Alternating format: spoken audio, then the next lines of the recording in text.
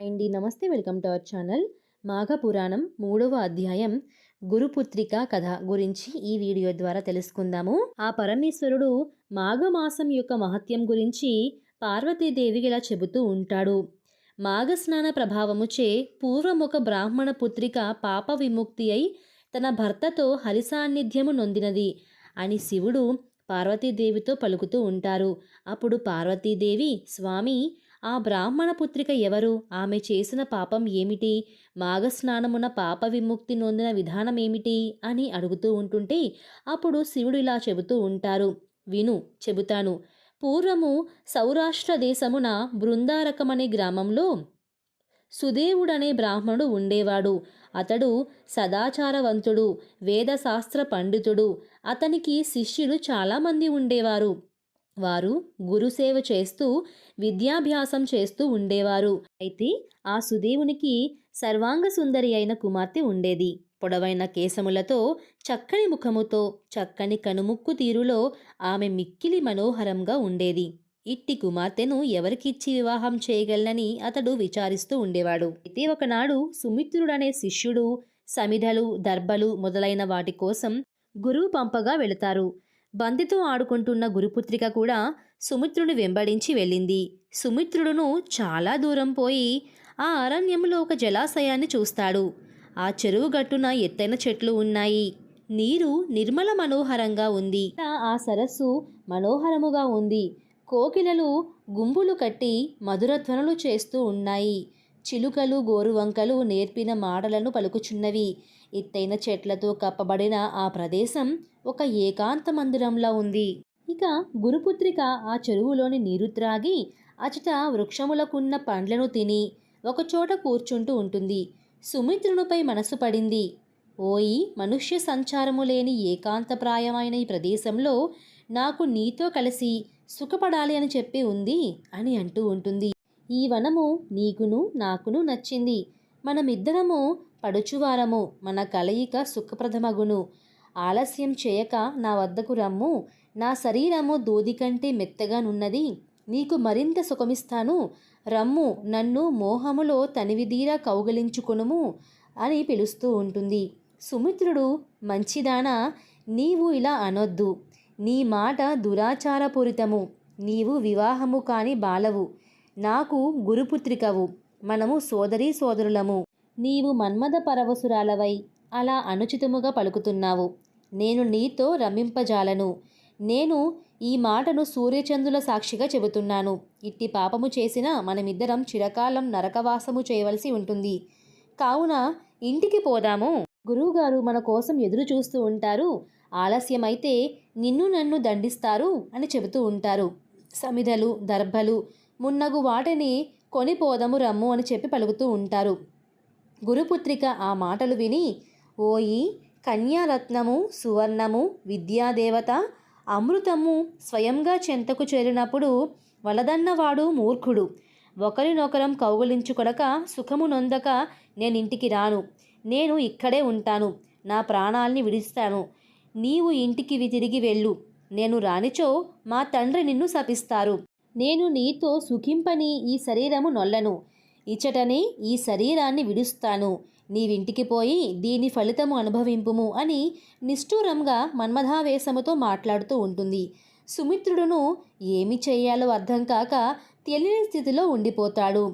చివరికి ఆయన గురుపుత్రిక కోరికను తీర్చాలని చెప్పి అంగీకరిస్తాడు. అలానే వారిద్దరూ పద్మములతో, పుష్పములతో, ఎగురుటాకులతో మన్మథ శయ్యను తీర్చుకొని మనోహరమైన ఆ వాతావరణములో యథేచ్ఛగా సుఖాన్ని అనుభవిస్తూ ఉంటారు. ఇక వారిద్దరూ తృప్తి పడిన తరువాత సమిధలు మున్నగు వాణ్ణి తీసుకొని గ్రామానికి బయలుదేరుతారు. గురువు శిష్యుడు తెచ్చిన సమిధలు మున్నగు వాణ్ణి చూసి ఆనందపడతారు. పుత్రికను చూసి, నీవు చాలా అలసిపోయినట్లున్నావు.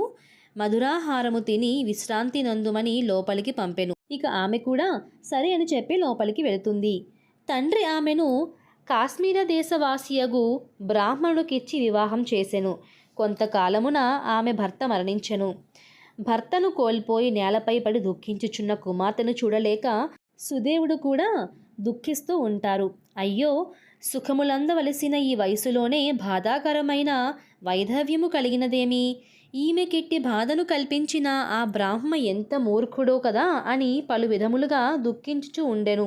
ఇట్లు సుదేవుడు వాని భార్య దుఃఖిస్తూ ఉండంగా దృఢవంతుడను యోగి ఆ ప్రాంతమున తిరుగుచు సుదేవుని రోదన ధ్వనిని విని వాని వద్దకు వచ్చి, జ్ఞానస్వరూప, నీ దుఃఖమేమియో చెప్పుము. దుఃఖం ఎలాంటిదైనా సరే నేను పోగొడతాను అని చెప్పి ధైర్యం చెబుతూ ఉంటారు. సుదేవుడు తన దుఃఖానికి కారణం చెప్పి మరలా దుఃఖిస్తూ ఉంటాడు. ఇప్పుడు యోగి సుదేవుణ్ణి, ఆ భార్య పుత్రికను చూసి క్షణకాలం ధ్యానయోగము నొంది ఇట్లు పలుకుతూ ఉంటారు. ఓయి వినుము, నీ కుమార్తె పూర్వజన్ములో క్షత్రియ కులమున జన్మించింది. వ్యభిచారిణి అయి చెడు ప్రవర్తన కలిగియుండెను. సౌందర్యవతి యౌవనవతియకు ఈమె తన జారుల మాటలను విని తన భర్తను వధించెను.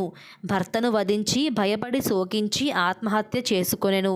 అందుకుగాను ఈ జన్మలో ఈమెకు ఈ విధంగా వైధవ్యం కలిగింది అని ఆయన చెబుతూ ఉంటారు. పవిత్రమైన నా వంశములో ఇలాంటి వ్యక్తి ఎలా జన్మించింది అని నీకు సందేహం రావచ్చు. దానికి నీ కారణం ఉంది, వినుము. ఈమె తన పూర్వజన్మలో మాఘమాసమున సరస్వతీ నదీ తీరమున గౌరీ వ్రతం నాచరించు వారితో కలిసి వారు ఇసుకతో చేసిన గౌరీదేవిని పూజించుచుండగా నీ వ్రతమును చూసింది. ఆ పుణ్యబలమున ఈమె పవిత్రమైన నీ వంశంలో జన్మించింది. ఈ జన్మయందును స్వేరిణి అయి నీ శిష్యులతో అధర్మముగా రమించెను. ఆ దోషము వలన ఈమె తమ కర్మఫలములను ఇట్లో ఇలా అనుభవిస్తుంది. చేసిన కర్మం అనుభవించక తప్పదు కదా అని ఆయన చెబుతూ ఉంటారు. ఇక ఆయన మాటలు అలా చెబుతూ ఉంటే సుదేవుడు చెవులు మూసుకొని తన కుమార్తె పూర్వజన్మలో పతిహత్య ఆత్మహత్యలకు పాల్పడింది, మరి ఈ జన్మలో కన్యయై సోదరతుల్యుడైన తన శిష్యునితో రమించింది, అసలు ఇలా ఎలా చేస్తుంది అని ఆయన దుఃఖిస్తూ ఉంటారు. ఇక యోగికి నమస్కరించి, తండ్రి, నా కుమార్తె చేసిన ఈ పాపములకు అసలు పరిష్కారం ఏమిటి? అసలు ఈమె చేసిన పాపములు ఎలా పోతాయి? మీరే పరిష్కారం చెప్పాలి అని ఆయన ప్రార్థిస్తూ ఉంటాడు. అప్పుడు ఆ యోగి, ఓయి విద్వాంసుడా, నీ కుమార్తె చేసిన పాపాలు పోవడానికి, ఆమె మాంగళ్యము నిలిచేలా చేయడానికి కూడా ఒక ఉపాయం ఉన్నది. చెబుతాను, శ్రద్ధగా వినుము. మాఘమాసమున ప్రాతస్నానము చేసి ఆ నదీ తీరమున కానీ సరస్సు తీరమున కానీ ఇసుకతో గౌరీదేవిని చేసి షోడశోపచారములతో పూజింపవలయును. సువాసినులకు దక్షిణతో ఆ గౌరీదేవిని సమర్పించాలి. ఈ విధముగా నియమములచే ప్రతిదినము చేయింపుము. ఈమె భర్త తిరిగి జీవించును, ఈమె పాపములు నశించును. మాఘశుద్ధ తదియనాడు 2 కొత్త చాటలను తెచ్చి వానిలో చీర, రవికెలగుడ్డ, ఫలపుష్పాదులు, పసుపు కుంకుమ మున్నగు సువాసిని అలంకారములను నుంచి దక్షిణ తాంబూలములతో వాయినాన్ని ఉంచి సువాసిని పూజ చేసి ముత్తైదువులకిచ్చి 7 మార్లు ప్రదక్షిణ నమస్కారములు ఆచరింపచేయాలి. ఆ సువాసినికి షడ్రసోపేత భోజనం పెట్టి గౌరవింపాలి. మాఘమాసమున ప్రాతకాల స్నానముల చేతను పైన చెప్పిన వ్రతాచరణము చేతను ఆమెకు పాపక్షయము కలుగుతుంది. భర్త పునర్జీవితుడై ఆమె మాంగళ్యము నిలుచును. మాఘస్నానము చేసిన విధవరాలు విష్ణులోకమును చేరును.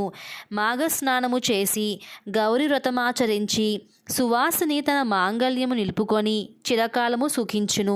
పిచ్చివారు, మూర్ఖులు మాఘస్నానము చేసినచో వారెట్టివారైనను వారి అనుగ్రహము నొంది చిరకాలము సుఖించి పుణ్యలోకములు నొందురు అని యోగి వివరించి తన దారిన పోతాడు. సుదేవుడు యోగి మాటలను నమ్మి తన కుమార్తెచే మాఘస్నానమును, గౌరీ పూజా విశిష్టమైన కాత్యాయని వ్రతాన్ని భక్తి శ్రద్ధలతో చేయిస్తారు. కాత్యాయని వ్రతమహిమ చేత సుదేవుని కుమార్తెకు పాపములు పోయి ఆమె భర్త పునర్జీవితుడవుతారు. ఆమె కూడా చిరకాలము తన భర్తతో సుఖించి తన తల్లిదండ్రులతోనూ భర్తతోనూ కలిసి దేహాంతమున వైకుంఠమును చేరెను.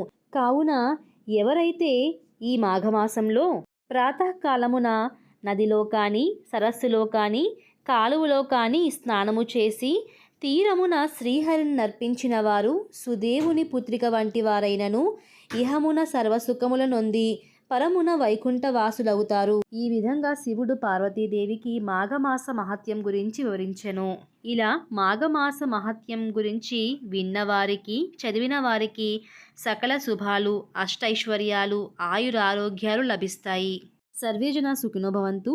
ఈ వీడియో నచ్చితే లైక్ చేయండి. మరిన్ని వీడియోస్ కోసం తప్పకుండా మన ఛానల్ని సబ్స్క్రైబ్ చేసుకోండి.